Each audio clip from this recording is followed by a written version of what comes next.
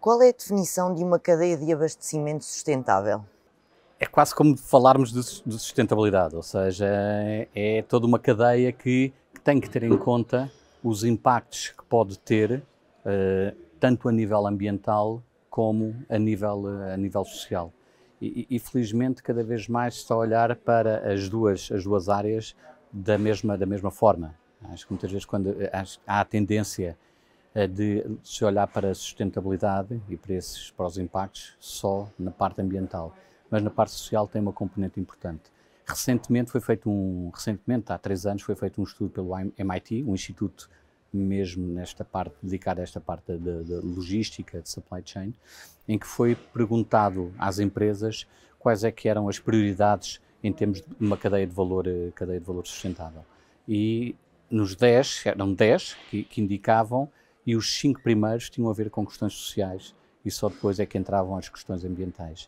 E por isso, talvez por uma série de situações que têm vindo a acontecer ao longo do tempo, o foco é cada vez maior, é também, não é cada vez maior, mas é também na componente social. E por isso, uma cadeia de valor sustentável pode ter também aqui um roadmap extremamente relevante, que são os Objetivos de Desenvolvimento Sustentável. Por isso, no final, eles são tão abrangentes que o seu cumprimento, independentemente de trade-offs que muitas vezes existem, focando num ou noutro, que pode ser um bom guião, pode ser aqui um bom farol para aquilo que é o desenho de uma cadeia de valor sustentável.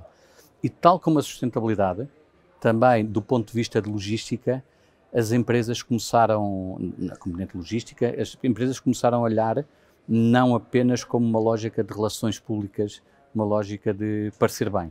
E os últimos 4 anos, 4, 5 anos, têm sido fértil nesta transição, pelo menos, mesmo que ainda não com resultados muito concretos, mas pelo menos uma consciencialização por parte das empresas de que também nas suas práticas, ao nível da sua cadeia de valor, tudo isto tem que ser considerado. Porque os impactos, e quando falamos muitas vezes também de cadeia de valor, estamos a falar de rupturas na própria cadeia de valor. Muitos têm a ver com questões que estamos a viver e que estamos a sentir e que deixamos de negar, as alterações climáticas. Outros têm questões geopolíticas, outras têm decisões por parte dos países, e eu posso dar vários exemplos, começando se calhar aquele mais recente que aconteceu em Portugal. Certamente se recordarão, a Auto Europa fechou.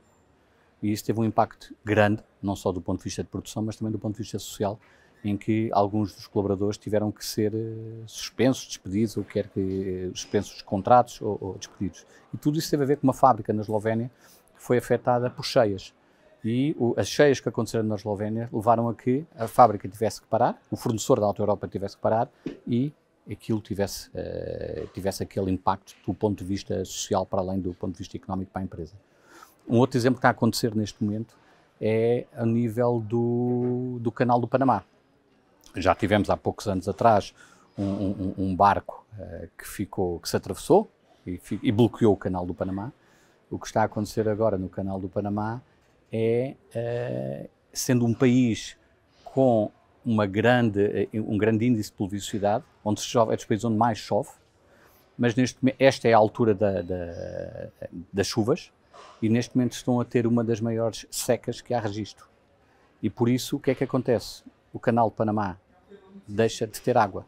Deixando de ter água, pode pôr em causa aqui claramente o transporte de mercadorias e pôr restrições a nível de mercadorias, os barcos terem menor peso, cria ineficiência do ponto de vista logístico, e por isso temos aqui outro exemplo, este está a ser vivido, de qual é o impacto de uma cadeia de valor. Podemos dar o outro, que fomos todos surpreendidos negativamente com a guerra na Ucrânia. A guerra na Ucrânia teve aquilo que se calhar teve duas consequências muito visíveis no nosso dia-a-dia. Primeiro, do ponto de vista de energia, do ponto de vista energético, não tanto afetando, talvez, Portugal afeta a nível dos preços, e todo o mercado energético teve aqui um impacto, mas, por exemplo, a nível do abastecimento de cereais. Não nos esqueçamos que tanto a Rússia mais a Ucrânia representam 30% do abastecimento de trigo do mundo. E se juntarmos ainda a parte dos fertilizantes, em que a Rússia e a Bielorrússia, também envolvidos, têm quase 50% do mercado dos fertilizantes. Portanto, qual foi o impacto na cadeia de valor? Foi gigante. Tanto a nível de disponibilidade de matéria-prima, digamos assim, mas também a nível dos preços. Naturalmente criou oportunidades noutros mercados, noutros países, para passarem a ter um papel mais relevante no abastecimento e substituindo esses fornecedores desses países. Mas claramente criou durante algum tempo, abanou um bocadinho todas as cadeias de valor, obrigou a que as empresas tivessem que pensar em alternativas. E tudo isto faz com que, na realidade, quando falamos em sustentabilidade, temos que olhar para todos estes fatores, todas estas questões que podem ser previstas através de assessments, e o grande objetivo é reduzir a probabilidade, mas a empresa vai ter que atuar para que seja reduzir a probabilidade do impacto ou minimizar o impacto que pode ter na sua atividade. E por isso, tendo como referência os ODS, olhando para toda a sua cadeia de valor nas suas diferentes vertentes, analisando os seus impactos, tanto do ponto de vista ambiental como do ponto de vista social, claramente consegue-se trazer mais sustentabilidade à atividade e consegue-se trazer mais sustentabilidade à cadeia de valor.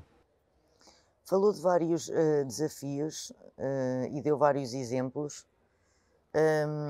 De acordo com o European Payment Report, em 2022, 57% das empresas portuguesas aceleraram os esforços para se tornarem mais sustentáveis, o que é um número ligeiramente abaixo da média europeia. Tendo em conta alguns dos desafios que deu, a guerra e a inflação podem condicionar, ou seja, ainda mais as empresas portuguesas? Pode. Eu tinha uma empresa com quem eu trabalhava, a resposta que o CEO dava dizia yes and no. Sim, na realidade, no curto prazo tem esse impacto e pode ter esse impacto. Agora, se a empresa tiver determinada que é esse o caminho, e de certeza vai encontrar soluções, vai pensar em alternativas, vai pensar em fazer as coisas de uma maneira completamente diferente, por forma a conseguir atenuar todo esse impacto, nomeadamente no caso da guerra, que teve na sua atividade, por exemplo, a nível da energia. E nós próprios aqui, enquanto Nova SPE, estamos a fazer essa transição do ponto de vista energético aqui na escola, com um racional ambiental. Claramente queremos que a partir do final de 2026 toda a energia consumida seja obtida a partir de fontes renováveis, mas tem aqui também um racional de custos para poder fazer face de uma maneira completamente diferente a todas as oscilações, a todos os imprevistos que possam acontecer a nível do mercado, neste caso o mercado dos preços de energia. E por isso acaba por ser uma oportunidade, e sustentabilidade cada vez mais é uma oportunidade para fazermos as coisas de outra forma, deixarmos um pouco o status quo, vamos continuar business as usual, porque sabemos que a médio e longo prazo podemos ter aqui graves problemas. Eu vou dar um outro exemplo, acho que às vezes é mais fácil com exemplos, julgo que foi em 2018, que a China decidiu fechar as fronteiras à entrada de resíduos que não tivessem determinadas especificações. Muitos dos programas de reciclagem de alguns países, Estados Unidos, por exemplo, Europa também, mas Estados Unidos dependia muito do envio de resíduos para a China. A partir do momento em que a China fecha a porta, o mercado ficou inundado de matéria-prima. Pôs em causa, será que faz sentido continuar a fazer, em alguns países, será que faz sentido, não na Europa, faz sentido continuar a fazer a recolha dos resíduos para ficar em armazéns, e tudo isto faz abanar toda uma cadeia de valor. E por isso, ali o que aconteceu, outros países aceitaram ficar com os resíduos que a China não queria, mas hoje em dia, tendo em conta os impactos ambientais que estão a ter, por esse facto, também já estão a fechar a porta. Portanto, as empresas têm que pensar de uma maneira completamente diferente. E se calhar, se nós ligarmos esta componente de matérias-primas, a União Europeia, todos os anos, lista quais são as matérias-primas críticas para a indústria europeia. Portanto, faz um mapeamento, alto risco, risco médio, baixo risco. Isto é atualizado todos os anos. Muitas delas são matérias-primas, por exemplo, para tudo aquilo que é necessário para a transição energética. E, portanto, pode pôr em causa, se as empresas não pensam, não tentam encontrar alternativas, não tentam, por exemplo, que a única possibilidade seja a partir de matérias-primas virgens. Não se pensem em temas como a economia circular, a médio e longo prazo vão ter esse impacto. Voltamos, e na sua pergunta falava-se da questão da guerra. Muitas dessas matérias-primas estão localizadas em zonas de guerra ou com alta probabilidade de haver conflitos. E entram aqui as questões geopolíticas. Ou, por outro lado, estão muito concentradas em determinadas regiões. O lítio, as principais reservas de lítio, estão falado hoje em dia em Portugal, são na Bolívia e no Chile, no Salar de Uyuni. Tem cerca de mais de 70% das reservas estão lá. E o lítio tem uma importância gigante para tudo o que é aquilo que vai ter que acontecer para que sejamos neutros em carbono em 2050, do ponto de vista de energia. Se há algum problema, como aconteceu há 2 anos atrás, na América do Sul, uma série de países com uma série de tensões, de certeza vai ter esse impacto. Por isso obriga a que as empresas façam as coisas de uma maneira completamente diferente e se calhar tomem determinadas decisões de investimento que tinham vindo a adiar, porque esperavam que isso não acontecesse, que determinadas situações não acontecessem, e isso, ligando à componente da cadeia de valor, por exemplo, pode passar por ter um armazém muito mais eficiente do ponto de vista energético, aproveitar os telhados, este é aquele que salta top of mind, ter os telhados todos instalados com painéis fotovoltaicos, mas, quem diz, pensar também em temas como a medição da qualidade do ar interior para que possa ter uma melhor eficiência energética e uma eficiência do ponto de vista de custos. Por isso, as empresas, perante todas essas adversidades, acabam por se reinventar e pensar em fazer algo de maneira diferente ou ter acesso a outro tipo de matérias-primas. E é possível dizer qual o setor de atividade que adota um comportamento mais verde no que diz respeito às cadeias de abastecimento? Acho que talvez são vários os exemplos são vários, mas talvez pensar a nível do retalho, das empresas de retalho, talvez tenham sido aquelas que muitas delas tentaram dar esse passo para alterar completamente as suas cadeias de valor, nomeadamente, se calhar pensando também rapidamente a nível dos fornecedores.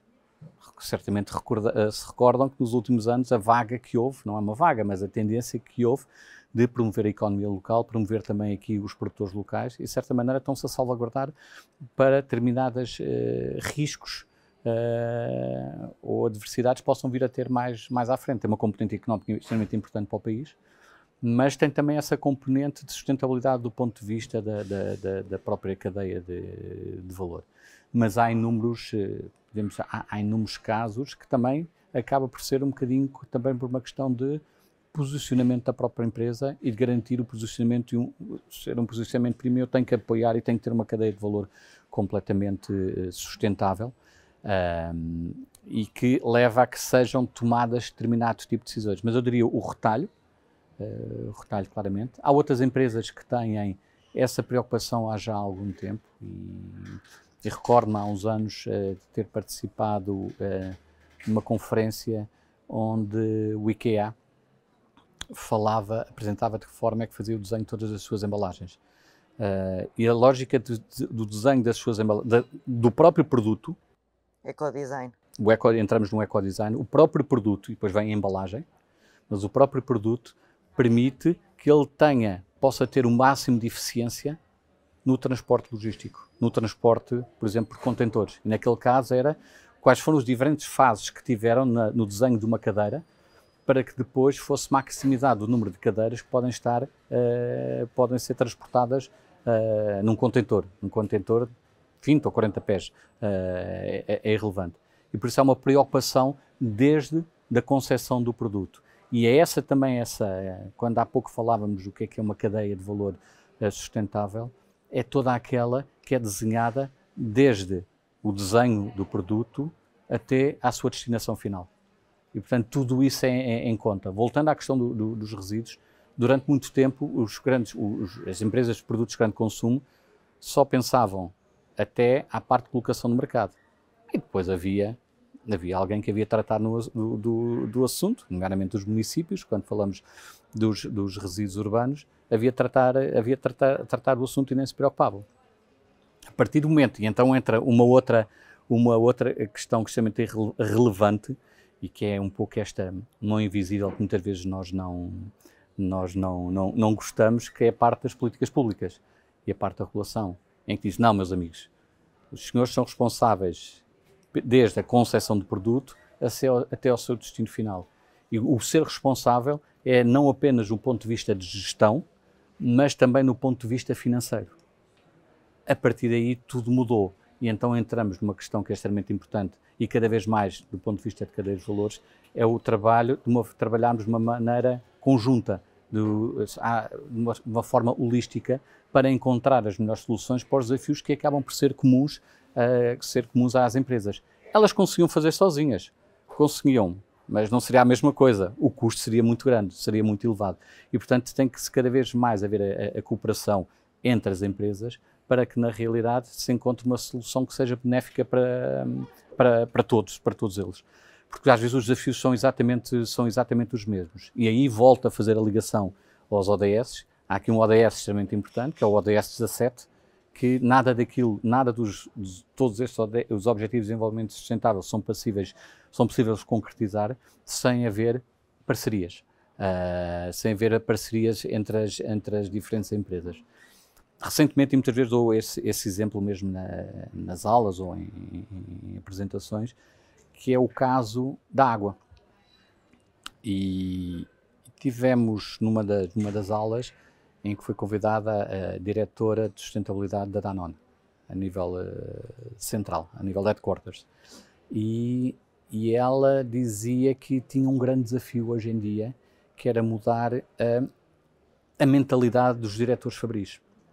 Ou seja, relativamente ao recurso água, ele cada vez mais está sob pressão, a sua disponibilidade. Isso é um problema tanto da Danone como é que é de outras indústrias que necessitam de água. E indústrias concorrentes da própria Danone. E de repente, a mensagem que era passada é, em conjunto com os vossos concorrentes, vão ter que arranjar uma solução para que ela esteja disponível para todos. Quando a mentalidade foi sempre de mercado extremamente concorrencial, de nós estamos em concorrência em tudo. Portanto, o segredo é a alma do negócio, não podemos estar aqui a partilhar o que quer que seja. E para estes desafios que cada vez mais se colocam, é importante haver parcerias para que se encontrem as melhores soluções, porque são as duas fecham, ou as 3, ou as 4, ou as 5 vão encerrar.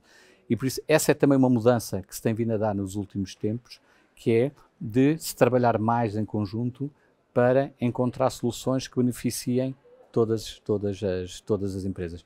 E por isso, acaba por ser, a sustentabilidade tem essa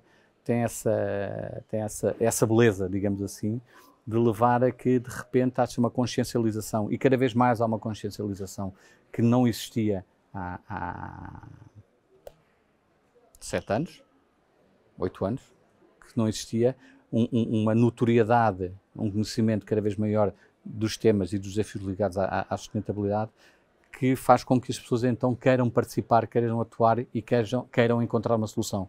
Porque até antes disso estava tudo muito, como costumo sempre dizer, ao nível das Nações Unidas, ao nível dos governos, e não descia para os cidadãos. Não descia tanto para as empresas tinham noção disso, mas tinham boas intenções, mas não estavam a transformá-las em ações, e o que acontece hoje cada vez mais, têm noção disso e estão a transformar em ações. Porque pensemos também nas questões relacionadas com as alterações climáticas e as emissões de CO2. As empresas cada vez mais começam a fazer também os seus roteiros de neutralidade carbónica e quando estão a fazer os seus roteiros de neutralidade carbónica, nomeadamente âmbito 3, que é montante e ajusante da sua atividade, têm que olhar para toda a sua cadeia de valor. E têm também, volto ao tema das parcerias, têm que olhar para todos os fornecedores e todos os elos da cadeia e trabalhar em conjunto para conseguirem alcançar esse objetivo. Por isso, parcerias, trabalho conjunto, é extremamente relevante para que consigamos ter uma cadeia de valor também sustentável. E onde entram as novas tecnologias na gestão da supply chain, além de serem facilitadoras?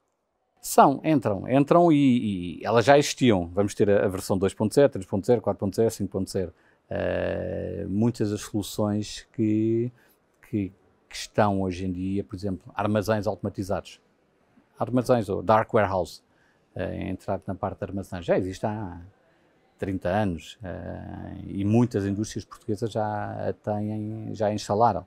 Tem havido, mas é uma massificação cada vez maior. Mas sim, as novas tecnologias podem ter aqui um papel extremamente relevante. Pensemos no caso do blockchain, quando queremos dar credibilidade e rastreabilidade a toda uma cadeia de valor, a tecnologia blockchain veio ajudar a que isso acontecesse.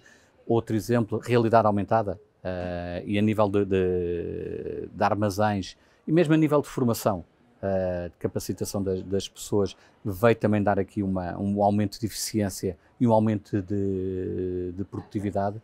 Aparelhos que são utilizados, os wearables, em que se podem estar instalados no braço, em que podemos ter ali uma panóplia, ter acesso à informação de uma maneira completamente aumentando também toda essa produtividade.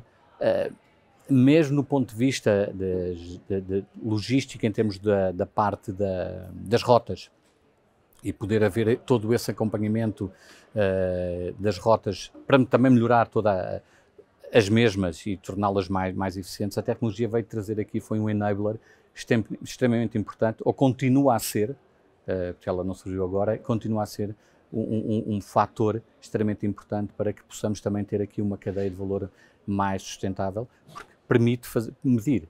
Permite, se eu puser através de IoT ou conseguir estar a medir, por exemplo, ou a internet das coisas, estar a medir a temperatura dos alimentos durante o seu transporte, eu estou claramente a reduzir o seu desperdício.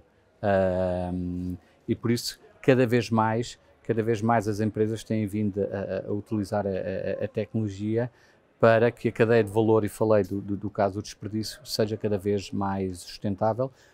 Voltávamos a falar no tema das emissões, também desse ponto de vista reduzir as emissões, pensar em alterar as formas como tendo maior conhecimento, tendo maior dados, ter mais informação, se calhar existem mais alternativas, outras alternativas relativamente ao transporte rodoviário, que pode ser o transporte marítimo ou a ferrovia, que em Portugal seria fantástico e será fantástico no dia em que pudermos começar a utilizar a ferrovia para o transporte de mercadorias. Hoje em dia é um desafio gigante, mas a seu tempo então iremos ter, como em muitos outros países em que a ferrovia é utilizada.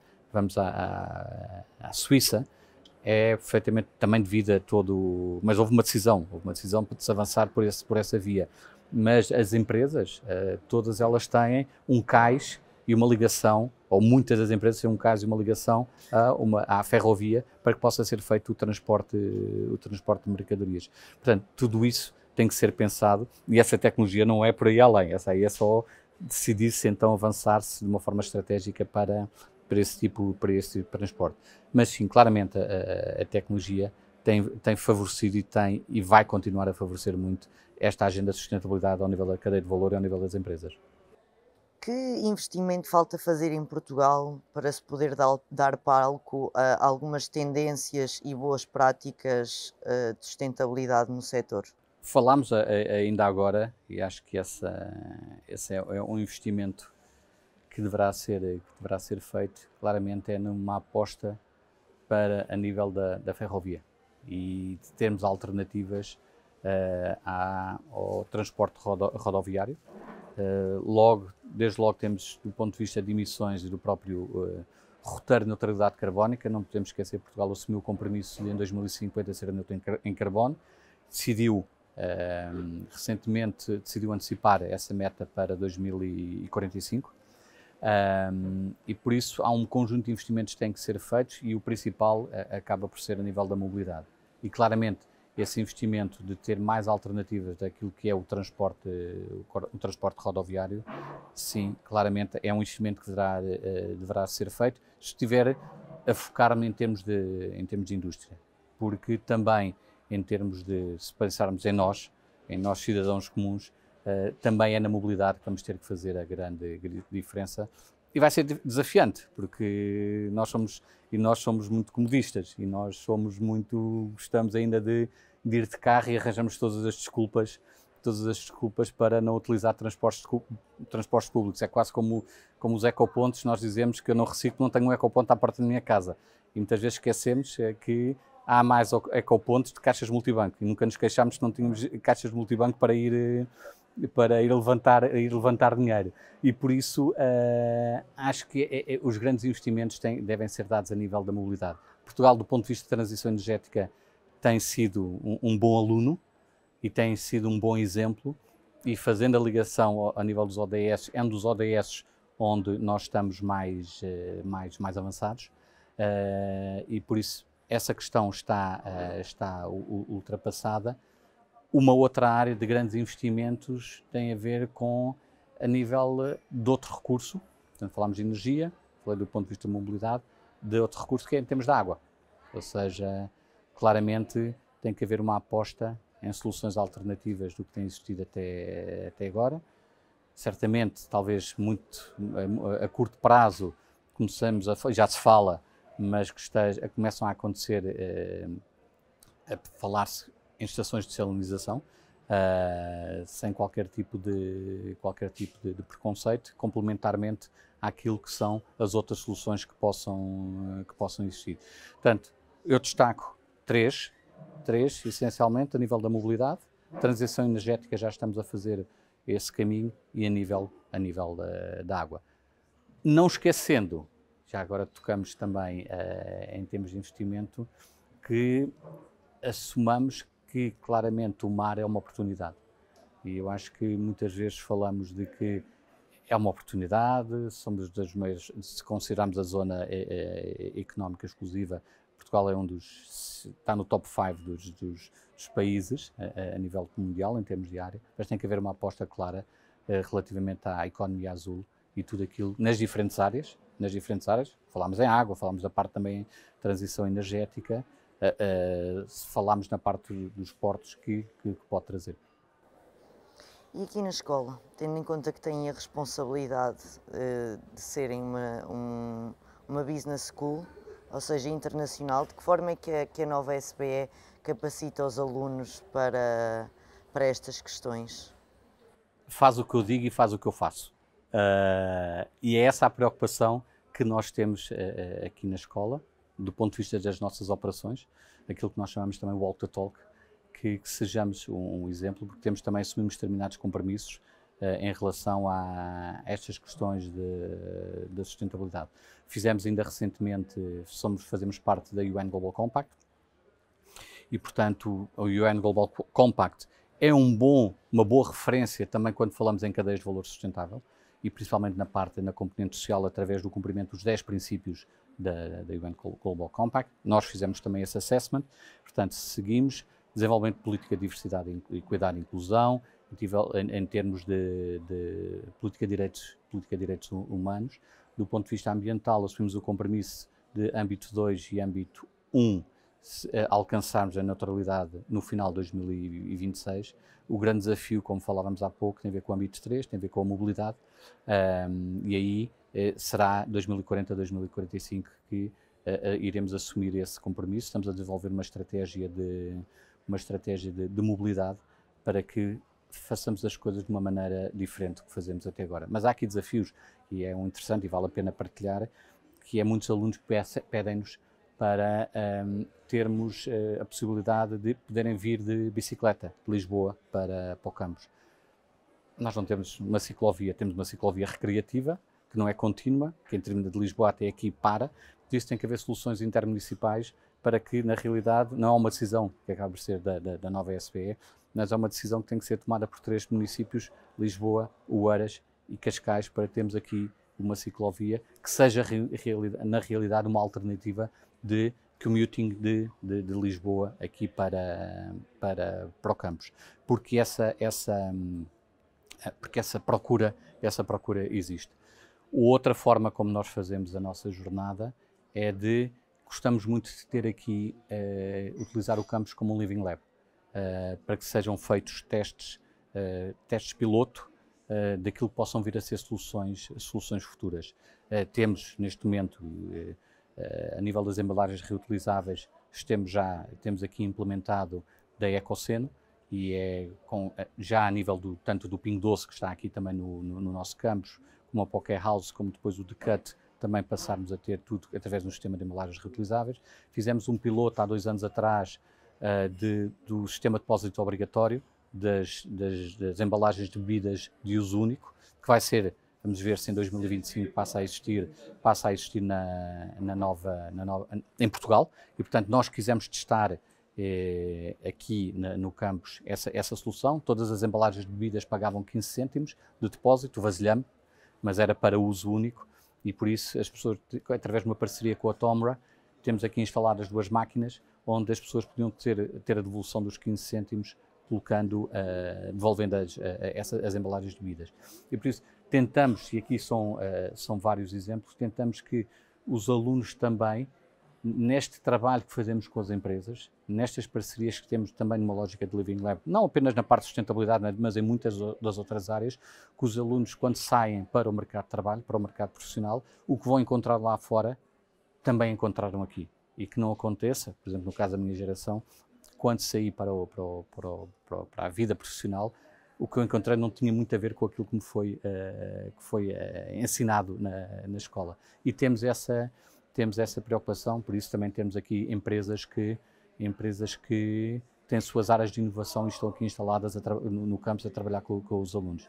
Do ponto de vista de curso de formação, temos cada vez mais uma oferta maior em programas de sustentabilidade na área de formação de executivos, e também cada vez mais temos na parte de mestrados e licenciaturas, trazemos aquilo que são conteúdos relacionados com os desafios da sustentabilidade de hoje em dia.